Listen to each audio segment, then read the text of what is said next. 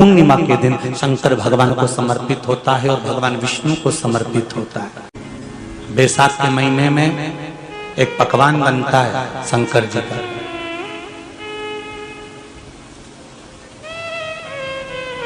शिव जी के हाथ में त्रिशूल है, शिव जी के 3 नेत्र हैं, बेलपत्री में भी 3 बोलते जाओ पत्ती है। बैसाख के महीने में जो शंकर भगवान को प्रसाद का भोग लगता है उसमें भी 3 ही चीज मिलती है। सत्तू कोई दूसरे महीने में बनता है? जम के तो बोलो नहीं। कब बनता है? यही बैसाख के महीने में। चने की दाल, गेहूं और जौ, इन तीनों को गलाकर सेक कर जो सत्तू तैयार होता है, इसी बैसाख के महीने में परशुराम जयंती के दिन या अमावस्या के दिन या पूर्णिमा के दिन शंकर भगवान को समर्पित होता है और भगवान विष्णु को समर्पित होता है। दुनिया के लोग कहते क्या होता है सत्तू से? सास अपनी बहू से कहती है बेटा सत्तू बना ले, थोड़ा सा सत्तू बाजार से ले आना, 10 रुपए का खरीद कर ले आना। आज सत्तू, आज अपन पूजन करेंगे सत्तू की, अक्षय तृतीया है, थोड़ा सा पूज देंगे, थोड़ा सा भगवान को भोग लगा देंगे, सत्तू का लड्डू बना लेंगे। बोलो री जी सही है कि गलत है?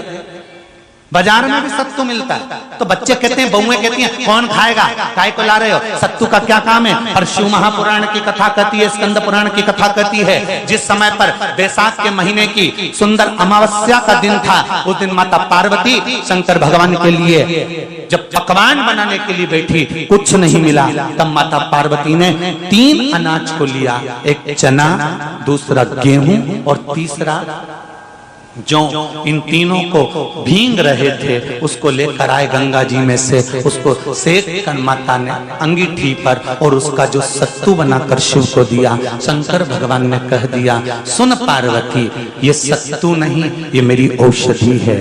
बैसाख के महीने में जो खाएगा वो जिंदगी भर रोएगा नहीं, शरीर से स्वस्थ होगा। अब उसको लोगों ने हंसी खेल में ले लिया, सत्तू का क्या काम, मम्मी हम नहीं खाएंगे, बड़ा पूरा। शिव जी का एक एक चीज। बैसाख के महीने में पियो बेल, बेल मतलब समझ गए, बेल का रस। बैसाख के महीने में पियो बेल और शरीर को रखो ऑलिव बेल। शरीर बेकार नहीं होगा,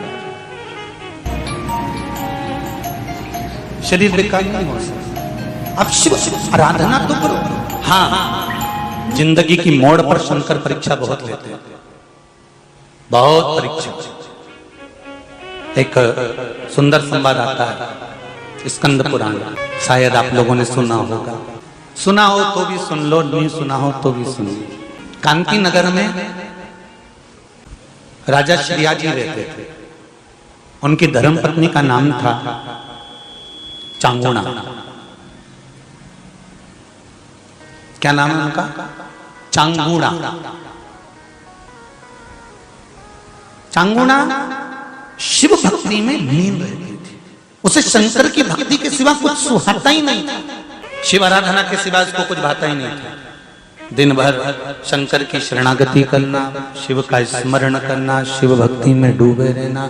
शंभो शंकर कह रहे हैं, माँ उमा से, माँ पार्वती से मेरा महेश कह रहा है, मेरा बाबा भोलेनाथ, मेरा बाबा विश्वनाथ, मेरा त्रिकालदर्शी कैलाशी अविनाशी कह रहा है कि हे पार्वती,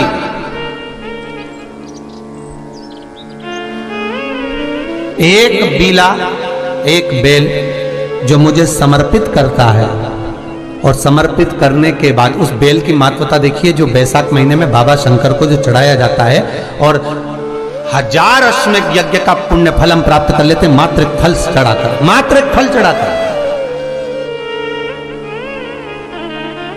हे पार्वती,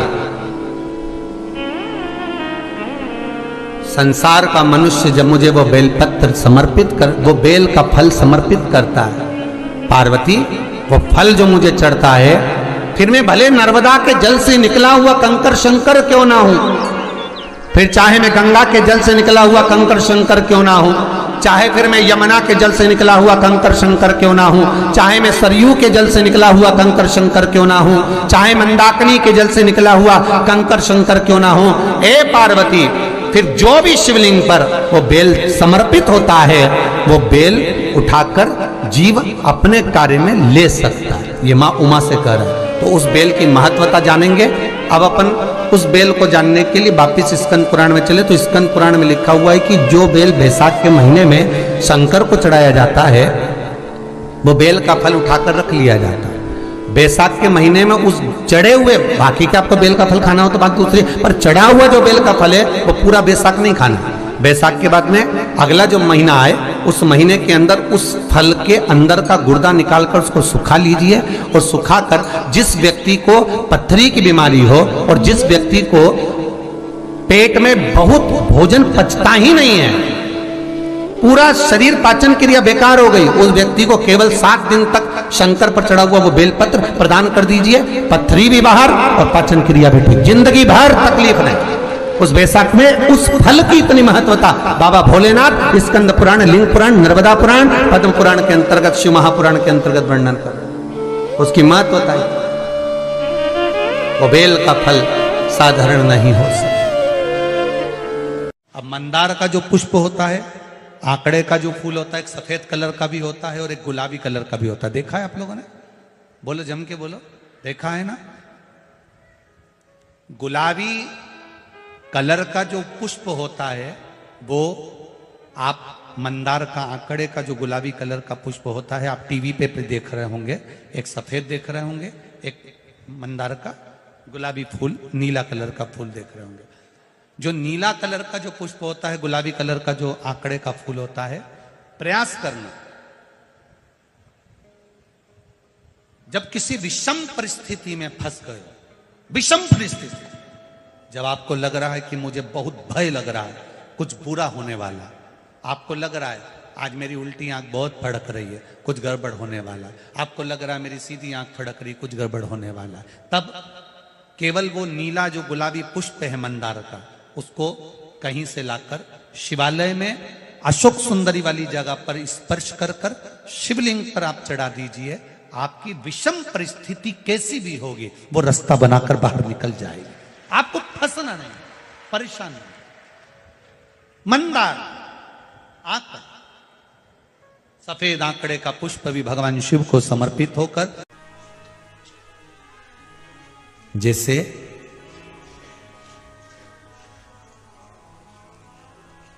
बेले के फल का गुर्दा, बेल का जो फल होता है, बेलपत्री का फल, उसका जैसे गुर्दा, उसके अंदर का जो भाग होता है बेल का, वो गुर्दा,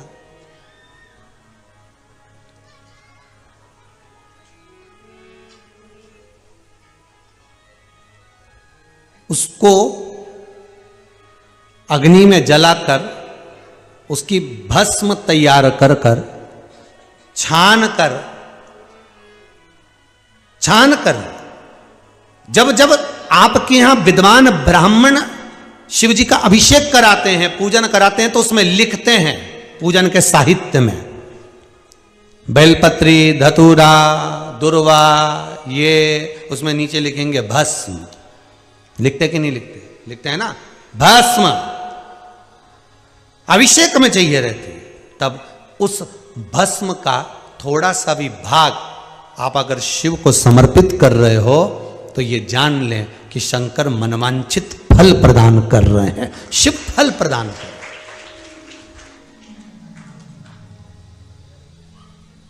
महाराज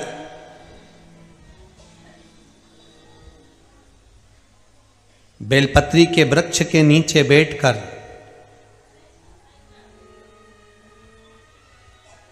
हाथ में एक बेलपत्र का पत्ता रखकर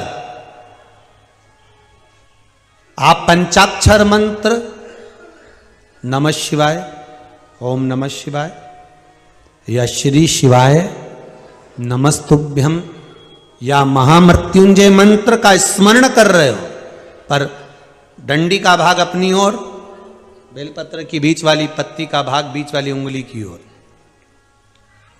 रखकर अगर आप स्मरण कर रहे हैं और अपनी कामना कर कर बेलपत्री के वृक्ष के नीचे बैठकर उस पत्ते को सम्मुख रखकर बाबा से विनय कर कर एकांत में उस बेलपत्री के वृक्ष की छांव में, बेलपत्री के वृक्ष की छांव आप कामना कर कर उस पत्ते को शंकर भगवान के ऊपर समर्पित कर रहे हैं, तो ये जान कर रखें कि पार्वती और शिव का मिलन करवा रहे हैं और अपनी मनवांछित फल कामना पूर्ण करवा रहे हैं।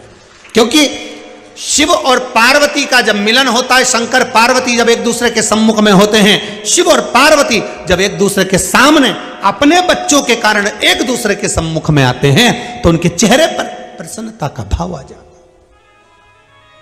है। फल, मनवांचित फल की कामना आप जिस कामना के लिए कर रहे हो, विवाह के लिए, नौकरी के लिए, सर्विस के लिए, व्यापार के लिए, रोग मुक्ति के लिए, आप जिस कामना से कर रहे हो, ईश्वर महादेव, जो व्यक्ति पथभ्रष्ट हो जाए, जैसे मदिरा के नशे में पड़ गया, कहीं जुए में पड़ गया, कहीं मांसाहार में पड़ गया, कहीं व्यसन में पड़ गया, कहीं गलत काम में अगर कोई जा रहा है, तो श्रंभेश्वर महादेव के नाम से काली तिल भगवान शिव को समर्पित करी जाती है।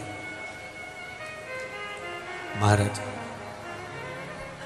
काली तिल को वापस उठाकर ले आते हैं, उसी काली तिल को जो मदिरा का नशा करने वाला होता है या जो गलत व्यसन में डूबा हुआ होता है, उसको वो सुबह के समय अगर नहीं खाता तो भोजन के साथ उसको दिया जाए।